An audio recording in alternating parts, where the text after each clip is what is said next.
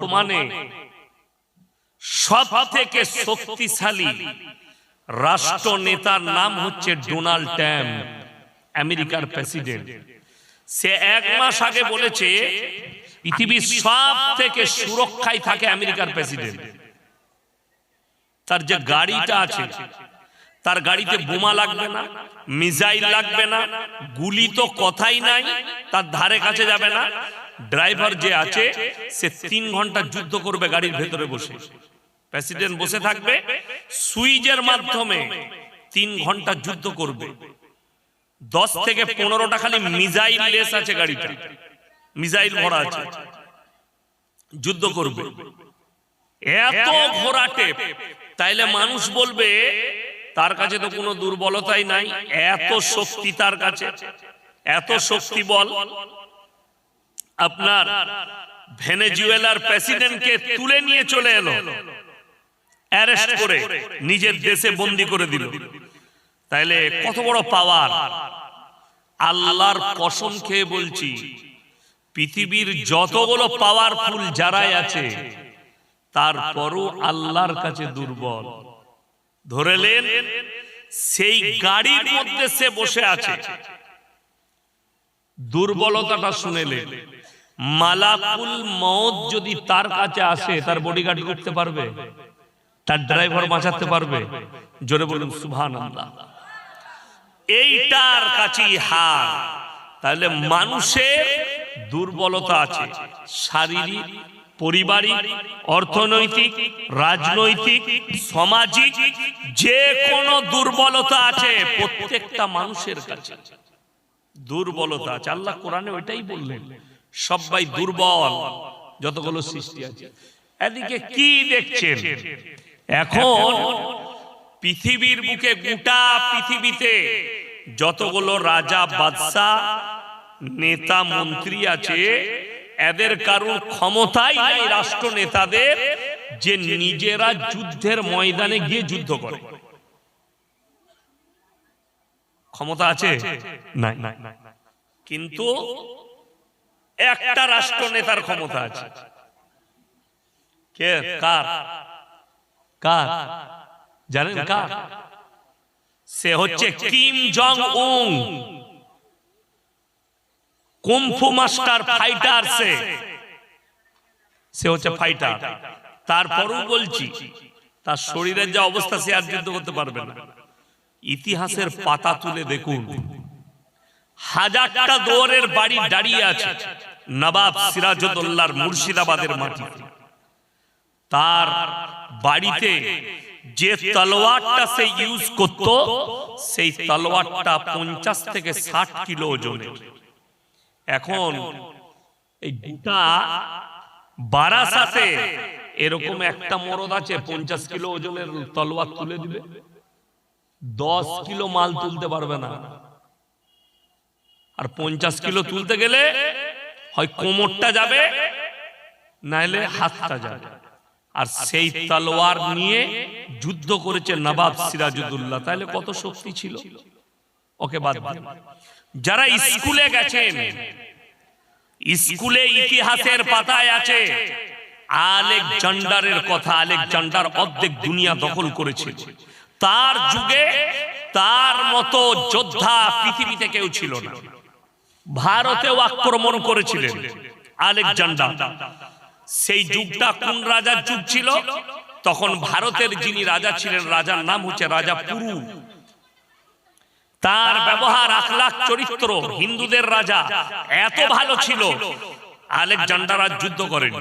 তার ব্যবহার দেখে, আখলাক, চরিত্র দেখে ছেড়ে চলে গেছে।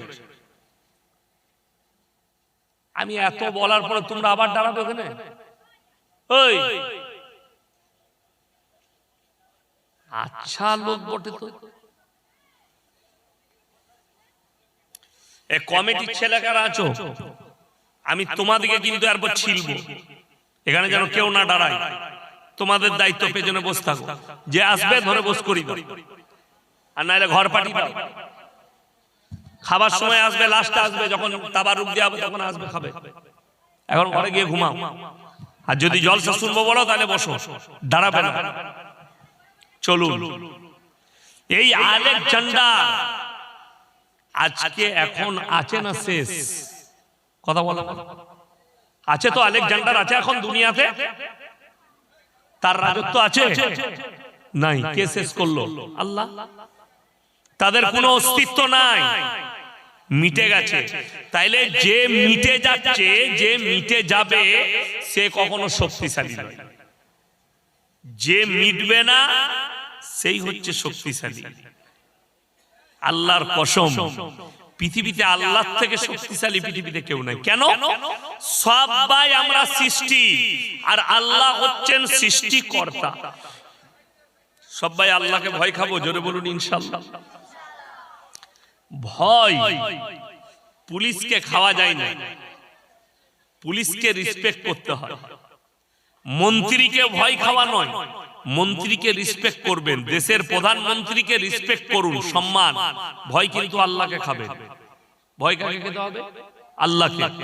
বাকি যারা দামি দামি চেয়ারে বসে আছে আপনি রেসপেক্ট করুন, বাম্মাকে রেসপেক্ট করুন। ভয় কিন্তু আল্লাহকে খেতে হবে। ভয় কাকে? আল্লাহ।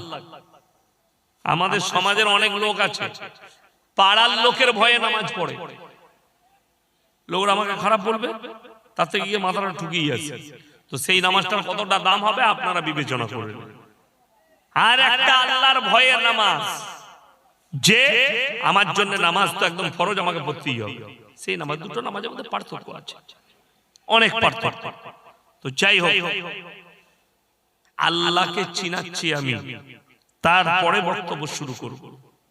আল্লাহ একটা মানুষ পৃথিবীর, যে যত দামি পদে থাকুক, যে যত বড়ই সম্মানী হোক, যত বড়ই জ্ঞানী হোক, একজনাও নিজের প্রশংসা করার যোগ্যতা রাখে না। যদি বলেন কেন? কোরআন শোনাব। একমাত্র প্রশংসার যোগ্য হচ্ছেন আল্লাহ রাব্বুল আলামিন। নবীজি সাল্লাল্লাহু আলাইহি সাল্লামের একটা হাদিসও নেই যেখানে নবীজি বলেছেন যে আমার থেকে দামি লোক পৃথিবীতে কেউ নেই। এরকম হাদিস নেই নবীজির কাছে। নবীজি কি? নবীজি সাহাবীরা বলেছেন, আল্লাহ নিজে নবীজির প্রশংসা করেছেন। কে করেছেন? আল্লাহ। নবীজি নিজে করেননি। পাড়ার লোক, আপনি কেমন মানুষ ওটা আপনার পাড়ার লোক বলবে, প্রতিবেশী বলবে। চাচা খুব ভালো গো, ডাক্তার বাবু খুব ভালো, মাস্টার সাহেব খুব ভালো, এটা পাড়ার লোক বলবে, আপনি বলবেন না। কোরআন খুলুন, বুঝতে পারবেন। আল্লাহ তাআলা একমাত্র নিজের মানুষের যোগ্যতা কতটা, আল্লাহ মানুষকে কেমন সৃষ্টি করেছেন, আর এই মানুষের শক্তি কতটা। এরা যদি মনে করে যে আমি সিজদায় পড়ব, বারাসাত নয়, কলকাতা নয়, ২৪ পরগনা নয়, গোটা পৃথিবীর বর্তমানে যতগুলো মানুষ আছে সবাই যদি সিজদায় পড়ে আল্লাহর প্রশংসা করব মনে করে, শেষ করব করে, আল্লাহর কসম পারবেন। কেন? আল্লাহ কোরআনে বললেন, সূরা কাহাফ। কোন সূরা বললাম? এই কথা বলেন, কোন সূরা? সূরা কাহাফ। একবারই শেষ আয়াতের আগের আয়াত, কুল্লাউ কানাল বাহরু মিদাদান লিকালিমাতি রাব্বি লানাফিদাল বাহরু ক্বাবলা আন তানফাদা কালিমাতু রাব্বি ওয়ালাউ জিনা বিমিসলিহি মাদাদা। হে আমার নবী, পৃথিবীর মানুষকে বলে দাও, যতগুলো সমুদ্র আছে সব পানিগুলো যদি আমি কালি করে দিই, কলমের কালি, আর পৃথিবীর মানুষ আল্লাহর প্রশংসা লিখতে যদি শুরু করে, সব কালিগুলো শেষ হয়ে যাবে। আবার আমি অতটাই দেব, সেটাও শেষ হবে, কিন্তু আমার আল্লাহর প্রশংসা লিখে পৃথিবীর মানুষ শেষ করতে পারবে না। জোরে শুনে বলুন সুবহানাল্লাহ। এইটাই হচ্ছেন আল্লাহ। তিনি সৃষ্টিকর্তা, আপনি সৃষ্টি। আপনার যোগ্যতা নেই যে আল্লাহর প্রশংসা করে শেষ করি। একটা নিয়ামতের শুকর আদায় যদি একটা মানুষ নিজের 70, 80 বছর, 100 বছরের জীবনীটা সিজদায় কাটিয়ে দেয়, আল্লাহর কসম একটা নিয়ামতের শুকর আদায় করে শেষ করতে পারবে না। একটা নিয়ামতে। চলুন এরপরে আমি বক্তব্য শুরু করব। সবাই হাত তুলে বলুন তো আমরা আল্লাহকে বিশ্বাস করব ইনশাআল্লাহ। জোরে বলুন ইনশাআল্লাহ।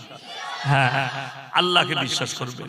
নবী মুহাম্মদ সাল্লাল্লাহু আলাইহি সাল্লামের আমরা সকলে উম্মত। আচ্ছা বলুন তো, আব্দুর রহমান নাম রাখলে মুসলমান হওয়া যায়? আব্দুল সাত্তার নাম রাখলে মুসলমান হওয়া যায়? আব্দুল জব্বার নাম রাখলে মুসলমান হওয়া যায়? রহিমা নাম রাখলে মুসলমান? ফাতেমা নাম রাখলে মুসলমান? কুলসুম নাম রাখলে মুসলমান? কে বললো আপনাকে যে নাম রাখলে মুসলমান হয়ে যায়? কে বললো আপনাকে আমার নাম আব্দুর রহমান মানে আমি খাঁটি মুসলমান? না, এই নামটা শর্ত নয়।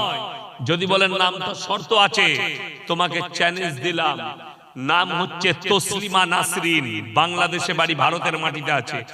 এই মহিলাটাকে মুসলমান বলা যাবে? কথা বলে যাবে? আপনারা কলকাতা টাউনের মানুষ তো, নোংরা জগতে থাকেন আপনারা, নোংরা জগতে। রাগ করবেন না, আমি নোংরা জগৎটা বুঝিয়ে দিয়ে যাব। এই কলকাতা টাউনের যুবকরা আপনারা কত বিপদে আছেন আপনারা জানেন না। সুবহানাল্লাহ জানে না, আলহামদুলিল্লাহ জানে না, খালি জুম্মার নামাজটা পড়ে আর মদ গাঁজা আফিং হিরোইন জিনা সব আপনাদের কাছে যায়, টাউনের ছেলেদের কাছে, টাউনের মেয়েদের কাছে। রাগ করবেন, খালি বিবেচনা করবেন। আমি যেগুলো বলে গেলাম সকালবেলায় সমীক্ষা করে নেবেন। ওই পাপটা যদি আপনার মধ্যে থাকে আপনি মুছে ফেলুন, ওইটাই হচ্ছে আমার ওষুধ। তা না হলে আপনার জবাব আপনি দিবেন, আমাদের জবাব আমরা দেব। আমি আপনাদের জবাব দিতে যাব না। যারা মনে করছে হুজুর ভাড়া করে এনেছি, এতগুলো মৌলবি বায়ান করলো, এতগুলো হুজুর, লাস্টে ইয়াসিন সাহেব দোয়া করবে, মোটামুটি আমাদের জান্নাত রেডি। তোর হুজুরও মার খাবে আর তুইও খাবি, রেডি থাক। ওইটা তো শর্ত লয়। শর্তগুলো বলে দিই। ভারতে 30 কোটি মুসলমান আছে। কত বললাম? 30 কোটি। এর মধ্যে 10 কোটি মুসলমান আছে নাকি সন্দেহ আছে। তসলিমা নাসরিন নাম নাস্তিক, আল্লাহকে গালি দিচ্ছে, রসুলকে গালি দিচ্ছে। তাহলে নামটা রেখে কি লাভ হলো? লাভ হয়েছে কিছু? বেঈমান নাস্তিক, কোনো মূল্য নাই আল্লাহর কাছে। আগে চলুন, জাস্টিস ইনায়েতুল্লাহ নামটা, ইনায়েতুল্লাহ কত ভালো নাম, কিন্তু বেঈমান, কিন্তু নাস্তিক। আপনি আগে কি বলবেন? জাভেদ আখতার ফিল্মের আর্টিস্ট যে ডিবেট করলো মুফতি সামাইন নাদবির সাথে, দিয়ে কুত্তার মতো বাড়ি গেল। জানেন সে যে সে ঘরের ছেলে নয়, তার দাদু একজন বড় আল্লাহর ওলি উত্তরপ্রদেশে, ইউপি, এবং স্বাধীনতা সংগ্রামী তার পিতা। ওই জন্য এখানে একটা কথা শুনে রেখে দেন, নবীর বেটা হোক, নবীর বংশধর হোক, আর মৌলবীর বেটা হোক, আর পীরের বেটা হোক, আর হুজুরের বেটা হোক, আর যারই বেটা হোক, যদি ইসলামের উপরে টিকে থাকে মুমিন, যদি বেরিয়ে যায় কাফের আর বেঈমান। প্রমাণ দেবো, এত দলিল দেবো, দলিল দিয়ে ঢেকে দিয়ে দেবো। আমি কোন পীরের দলিল দেবো না, মৌলবীর দলিল দেবো না, নবী পয়গম্বরের দলিল দেবো। আপনি অবাক হবেন যারা মনে মনে ভাবছেন ইয়াসিন সাহেব আমার আব্বাজি বায়ান করে গেলেন, শওকত সাহেবের ছেলে মানেই কনফার্ম জান্নাতি, এটা ও হুজুরের বেটা মানে ও যতই যা করুক মানে জান্নাতি। তোর হুজুর মার খাবে আর তুইও খাবি, রেডি থাক। তা না হলে বাপের বেটা যদি কোনো মৌলবি থাকে, স্টেজে নিয়ে এসো, আমি 2 ঘন্টা আছি, খালি দলিলটা দিয়ে যাবে। এ যখন মৌলবির বেটা, এ যখন হুজুরের বেটা, যাই করুক কনফার্ম জান্নাতে যাবে। আমি তাকে এত দলিল দেব সে দাঁড়িয়ে থাকতে পারবে না। আর দলিল আমি পৃথিবীর কোন মৌলবি মুল্লা পীর ফকিরের দেব না, দলিল দেব আমি নবী পয়গম্বর। রাসূলদের যে দলিল পৃথিবীর কোন মৌলবি মুফতি কাটতে পারবে না। আমার বন্ধুগণ, মাথা ঠুকলে মুসলমান হওয়া যায়। অনেকজন মনে করে মাথা, বর্ষাকালে আপনাদের এখানে হয়তো টাউনশিপ, চাষবাস নেই। এই যখন বৃষ্টি পড়বে, বর্ষাকালে ধান চাষ হয়, হয় না? হয় না? পানি হয়। আমার বর্ধমান জেলা হচ্ছে ধানের দুর্গ, পশ্চিমবাংলা সবাই জানে ধানের দুর্গ হচ্ছে বর্ধমান। তার মধ্যে আমার থানাটা গলসিটা, যতগুলো বড় বড় পশ্চিম বাংলার সব থেকে বড় রাইস মিলটা আমার বাড়ির কাছে, ভদ্রেশ্বর রাইস মিল। টিভিতে অ্যাড দেয় লাল বাবা গোল্ড, দারুন চাল। আমার বাড়ির কাছে আছে আমিন রাইস মিল, ব্র্যান্ড চাল। আমার গ্রামের মসজিদের প্রেসিডেন্ট রাজু বাবু আমার খুব খাস বন্ধু, কি বুঝলেন তো? এদের সব রাইস মিল গুলো আমার বাড়ির কাছে। যখন ধান চাষ হয়, মাঠে কাদা থাকে, বগরা মাঠে মাথা ঠুকে, ঠোঁটটা ঠুকে টপ টপ করে, ওই মাথা ঠুকা দেখে বগে কেউ যদি বলে আল্লাহ, বগটা বিরাট আল্লাহওয়ালা তো নামাজ পড়ছে, তো তোমাকে লোকে পাগল বলবে না ছাগল বলবে? বগ তো মাথা ঠুকছে নামাজ পড়ার জন্য নয়, সে মাথাটা ঠুকছে মাছ খুঁজছে, মাছ নিজের শিকার, নামাজ পড়ার জন্য। তো এইরকম বগের মতো মাথা ঠুকা মাল গাদা আছে, কেউ পূবে, কেউ পশ্চিমে, কেউ উত্তরে, কেউ দক্ষিণে, কেউ আগুনের সামনে, কেউ পানির সামনে, কেউ সূর্যের সামনে, কেউ চন্দ্রের সামনে, কেউ কবরের সামনে, কেউ গাছের সামনে। যার যেখানে বিশ্বাস আস্থা, সে সেই জায়গায় মাথা ঠুকছে। কোরআন খুলে ওই জন্য আমার আল্লাহ শর্ত রাখলেন কোরআনে। কি শর্ত রাখলেন? লাইসাল বিররান তুওয়াল্লু বুজুহাকুম কিবালাল মাশরিকি ওয়াল মাগরিব ওয়ালাকিন্নাল বিররা মান আমানা বিল্লাহ। হে আমার নবী, পৃথিবীর মানুষকে বলে দাও, পূব কিংবা পশ্চিম দিকে মাথা ঠুকার নাম ঈমান নয়। এক নম্বর হচ্ছে মান আমানা বিল্লাহ, আল্লাহর উপরে প্রকৃত বিশ্বাস। সবাই আনবো, জোরে বলুন ইনশাআল্লাহ। এটা এক নম্বর। আল্লাহর উপরে বিশ্বাস আনলে আল্লাহ যে হুকুমগুলো দিয়েছে সেগুলো পালন করতে হবে না? হবে না বাবা? হবে। আল্লাহ যেগুলো নিষেধ করেছেন সেগুলো করা যাবে? যাবে না। এরপরে আমি ওষুধ দেবো আপনাদেরকে। এই থানাটার নাম কি? বারাসা, নিমতা থানা। এই নিমতা থানায় আপনারা এতগুলো মানুষ বসেছেন জলসায়, আলহামদুলিল্লাহ। এতগুলো মানুষ বসেছেন, হাত তুলে ইমানদারির সঙ্গে বলুন তো, সুদ হারাম ইসলামী শরীয়তে কে জানেন না? আপনি জানেন না সুদ হারাম? জানো তো? জানেন। তাহলে এই নিমতা থানায় একটাও মুসলমান সুদখোর নাই তো? কথা বলে না? নাই তো? জলসা করে করবেন কি? এত জলসা, এত মিলা, এত আপনার মাদ্রাসা, এত দাওয়াত ও তাবলীগের মেহনত, তারপরও বেঈমান কাফেররা কামিয়াবি লাভ করেছে, আমরা না। যদি বলেন দলিল, বড় কষ্ট লাগে। সুদটা যে হারাম ইসলামী শরীয়তে, এটা কি কোনো মৌলবীরা বলেছেন? এটা কোরআনের কথা। কথা বলে না? কোরআনের কথা। ওয়াহাল্লাল্লাহুল বাইয়া ওয়া হারামার রিবা, সুদ তোমাদের জন্য হারাম করেছি, ব্যবসাকে হালাল করেছি। জোরে বলুন সুবহানাল্লাহ। আপনি ব্যবসা করুন হালাল, সুদ পাক্কা হারাম। কোন ব্যক্তি যদি হারাম জানার পরে সুদ খায়, সে যেন আল্লাহর সঙ্গে যুদ্ধ ঘোষণা করে দিল।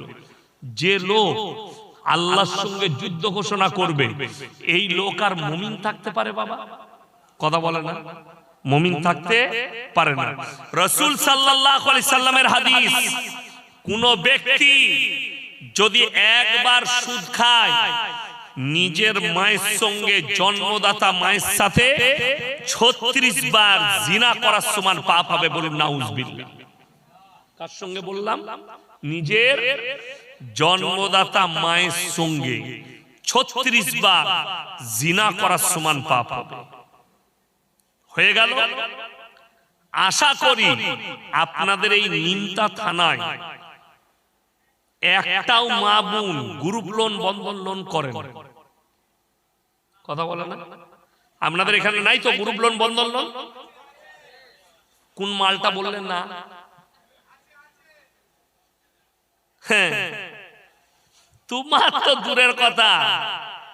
আমি কদিন আগে ত্রিপুরায় ছিলাম। কেউ লাইভ দেয়নি তো?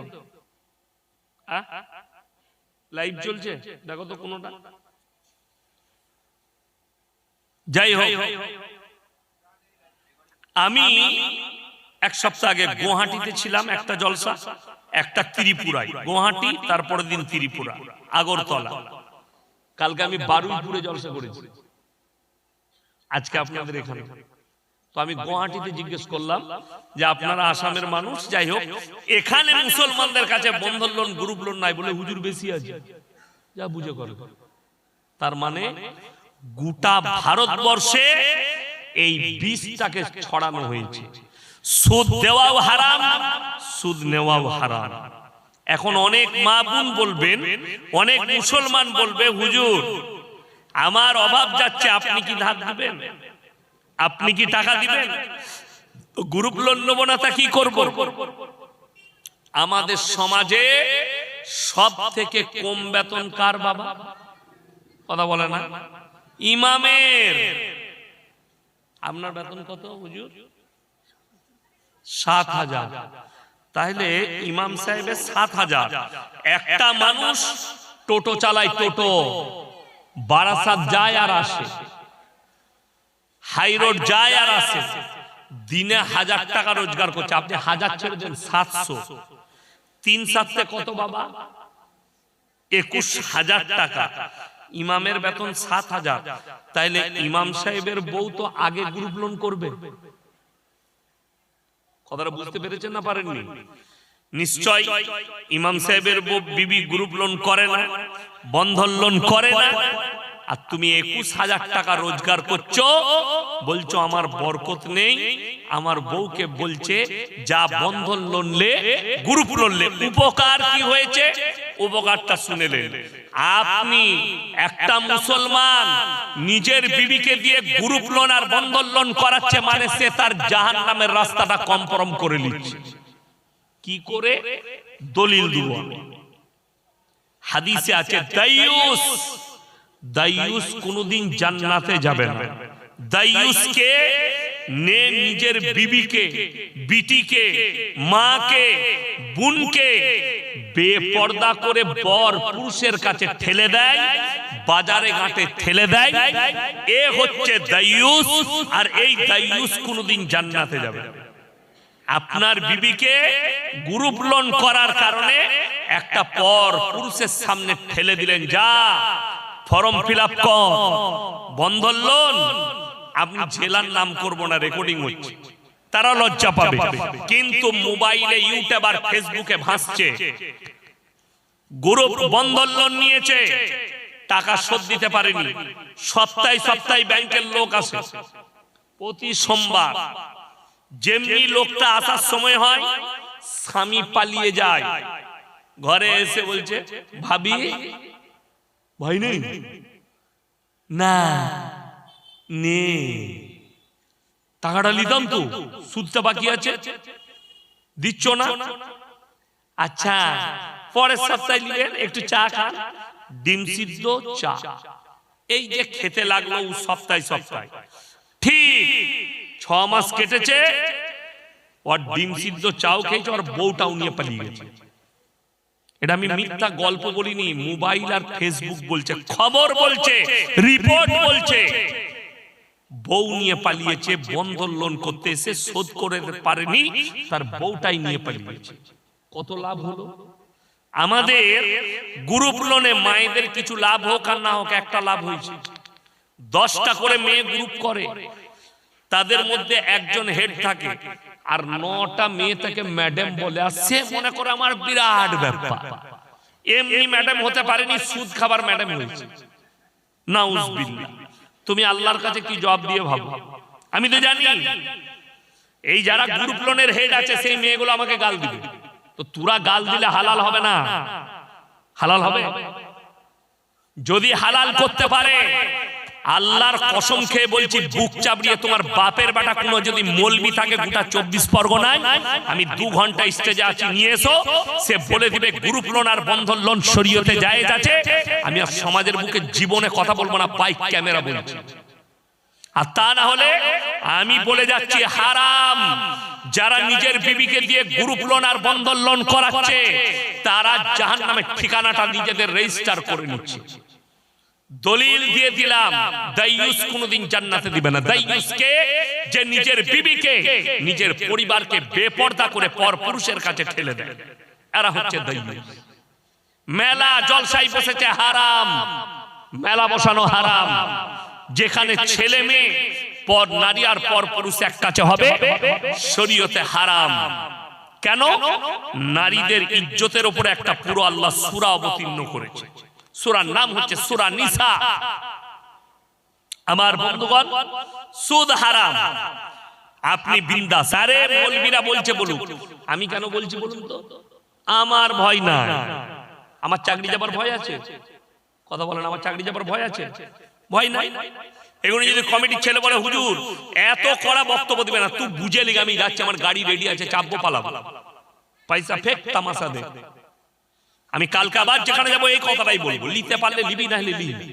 তোকে দাওয়াত দিতে বলেছি। একজন আমাকে প্রশ্ন করছে, রেট করে জলসা করা যাবে মানে হারাম কর, তোকে দাওয়াত কে দিতে বলেছে? তোকে বলেছি আমি দাওয়াত দে? তোকে বলেছে বক্তা, রেট করা বক্তা, যে আমাকে দাওয়াত দিতে হবে? যারা দাওয়াত দিচ্ছে তাদেরকে বল দাওয়াত দিচ্ছে কেন? হ্যাঁ, মৌলবীরা রেট করে পয়সা নিলে গুনাহ। তুমি তোমার পাড়ার ডাক্তারকে জিজ্ঞেস করেছো যে রোগী দেখতে 1000 টাকা ফিস কিসের নিচ্ছেন? কোথায় লেখা আছে হাদিস কোরআনে? তুমি সেবা করার লেগে ডাক্তার হইছো? মাস্টার স্কুলের 6 ঘন্টা ডিউটি করে স্কুলে, 90,000 টাকা বেতন নিচ্ছে, তাকে জিজ্ঞেস করো তো এটা জায়েজ কি করে? তোমার বেটাকে ফ্রি টিউশনটা পড়াই না, সেবা? আমাদের সঙ্গে পাঙ্গা নিতে এসো না, নাংটা করে ছেড়ে দেবো। যারা এরকম ঝামেলা করছো ফেসবুক আর ইউটিউবে পাঁইতারা মারছে, টাকা নিয়ে যাবে না, জায়েজ নাই। বাপের বেটা হলে যেখানে জলসায় যাবে একবার সামনে এসে দেখবি, সামনে এসে বলবি।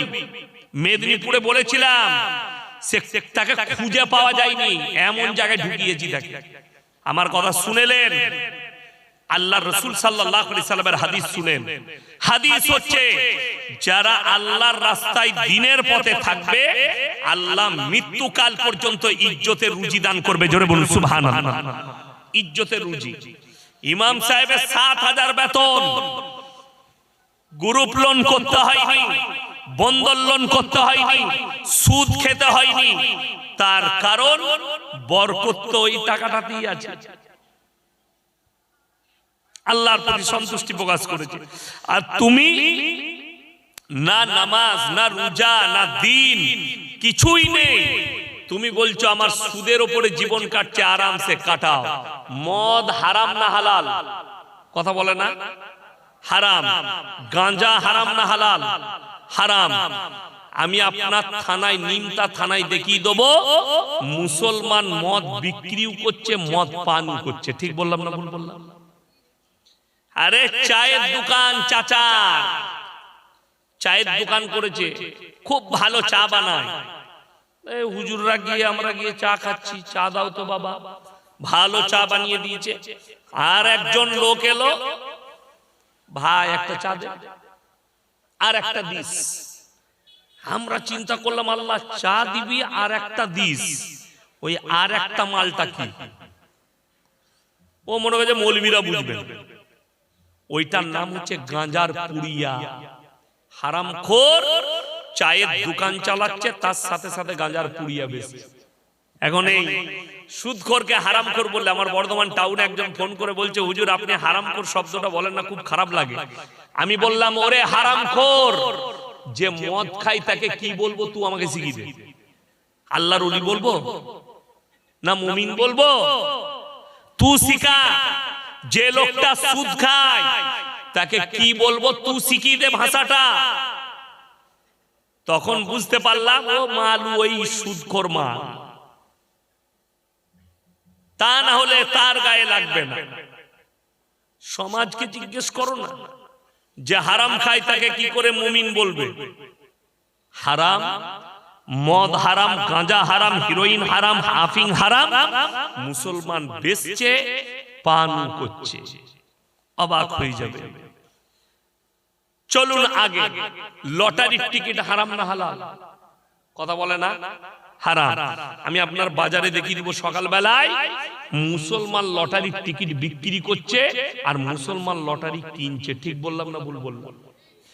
যদি আমার গল্প, আমার আওয়াজ কোন লটারিওয়ালার কাছে যাচ্ছে, কিংবা কোন লটারিওয়ালার বউ জলসায় বসে আছেন, শুনে রেখে দেন রাসূলের হাদিস, সেই সন্তানরা নেক হতে পারে না যারা নিজেদের সন্তানের মুখে হারাম লুকমা তুলে দিবে। তোমার সন্তান যতই তুমি শিক্ষা দাও নেক হবে না, যেহেতু তার পেটে হারাম খাবার ঢোকাচ্ছে। সুদখোরের বেটা নেক হতে পারে না, গাঁজাখোরের বেটা, গাঁজা ব্যবসায়ীর বেটা নেক হতে পারে না, যেহেতু তার পেটে হারাম লুকমা যাচ্ছে, হারাম লুকমা। ওই জন্যে অনেকজন বলে, যারা আমার বাবাজি আছেন, নামাজি আছেন, শুনে যান, যে ভাই ইসলামে জাত বিচার নেই, ও বিয়ে দিতে হবে না। আপনি যে সন্তানের সঙ্গে বিয়ে দিচ্ছেন, যার বেটার সাথে বিয়ে দিচ্ছেন, আগে সর্বপ্রথম খোঁজ নিতে হবে তাদের পরিবারে ইনকামটা হারাম থাকে না হালাল থাকে, তবে আপনি বিয়ে দিবেন। আমাদের দেশের লোক এইটা দেখি কার টাকা কত বেশি আছে, টাকা বেশি বিয়ে দিয়ে দাও। আমার বন্ধুগণ, লটারির টিকিট কোন বাপের বেটা মৌলবি যদি হালাল বলতে পারে, আর তোমার কাছে দলিল থাকলে তুমি স্টেজে এসো, দলিল নিয়ে। ক্যামেরা চলছে, গোটা দেশের লোক, দেশ প্রবাসী সবাই দেখবে। আমার 2.5 লাখ থেকে 3 লাখ জলসা ছুটছে ফেসবুক, ইউটিউব, টুইটারে। শুধু ভারতের লোক নয়, বাংলাদেশ, আমাদের দেশের, বাংলাদেশের যারা কুয়েতে, আরবে, জর্ডান, লেবাননে থাকে, সব জায়গা থেকে আমার কাছে ফোন আসে, কোনো অসুবিধা নাই। আপনার যদি মনে হয় আমি স্টেজে বলতে পারছি না, গুগলে গিয়ে, ফেসবুকে গিয়ে, ইউটিউবে গিয়ে আমার নম্বর খুঁজবেন, পেয়ে যাবেন। আপনি আমাকে গালি দিলে সেটাও আমার দোয়া, আর আপনি যদি আমার সঙ্গে কিছু জানতে চান সেটাও আমার দোয়া।